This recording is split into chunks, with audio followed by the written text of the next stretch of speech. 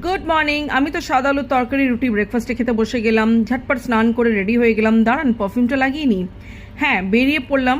তো যাচ্ছি আমি আমার দিদির বাড়ি, কেন আমার ইনভিটেশন আছে আজকে লাঞ্চের জন্য, দিওয়ালি লাঞ্চ। তো ঢুকলাম ওর বাড়িতে।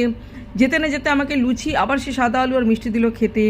আমার খাওয়া এন্ড হতেই চলে এলো ওখানে রুবিনা। তো আমি বিল্ডিংয়ের নিচে গেলাম ওকে রিসিভ করতে। ও তো ফার্স্ট টাইম আসছে, তো আমি আগে গেছি, পরে ও এসছে। তো ওকে ঘরে নিয়ে গিয়ে সবার সঙ্গে ইন্টারাকশন করাচ্ছি। এটা আমার জামাইবাবু, তো না বলে সারপ্রাইজ দিতেই চলে এসেছিলো ক্যালকাটা। তো সবাই এক জায়গায় ছিল, তো অনেক রান্নাবান্না ওরা করছিল, ব্যতিব্যস্ত ছিল। মিউজিক চালিয়ে আমাদের সঙ্গে অনেক আড্ডা গল্প ইয়ার্কি মজা করলাম। আমাদের অনেকদিন পরেই দেখা হয়েছিল। তো রুবিনা তো ফ্রেমে সবসময় থাকবেই। তারপরে আমি দেখাচ্ছি কী কী রান্না হয়েছে। তো তারপরে তো আমার দিদি ওখানে ছিল, 4 ঘন্টা কিচেনে ছিল, ওকে টেনে আনলাম, বাড়ির মালকিন বলে কথা। তো করেছে সব রকমের ভাজা, ওর মধ্যে ভেজ দিয়ে মুগ ডাল, চিকেন কষা, পোলাও, ছোলার ডাল, হোয়াইট রাইসও ছিল, সঙ্গে ছিল স্যালাড। টাইম হয়ে গেল, তো আলপনা দেখে বেরিয়ে গেলাম আমরা বাড়ি থেকে। বেরোবো কি, আমি রুবিনাকে বলছি ওট ওট, উঠতেই চাইছে না।